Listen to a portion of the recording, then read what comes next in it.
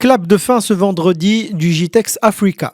Organisé pour la première fois en Afrique, au Maroc, il est l'occasion rêvée des startups africaines, arabes et internationales d'exposer leurs projets, rencontrer des investisseurs et surtout conclure des marchés. Nous faisons partie des exposants réguliers de GITEX Dubaï et c'est notre première participation dans GITEX Africa. Nous sommes parmi les premiers à être venus. Nous sommes venus de bon matin. Nous sommes convaincus que cet événement est une occasion en or pour notre société et pour nos partenaires ici au Maroc. Et c'est peut-être une occasion aussi de rentrer définitivement au pays.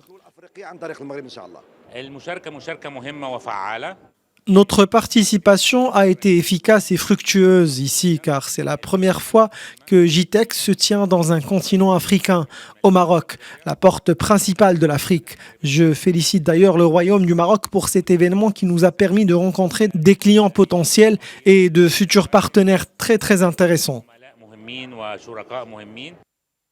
Plus de 400 startups, dont une centaine marocaines, ont participé à cette première édition du GITEX Africa.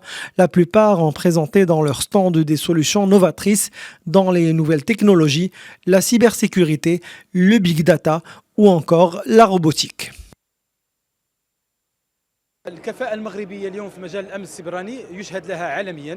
Le leadership marocain aujourd'hui dans le domaine de la cybersécurité est reconnu par les plus grandes entreprises du monde entier.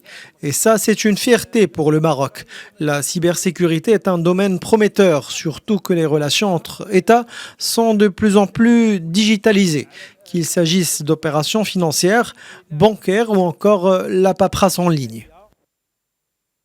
En marge de cette première édition marocaine, 4 conventions gouvernementales ont été signées. La première concerne l'accompagnement de la CDG dans sa transition numérique.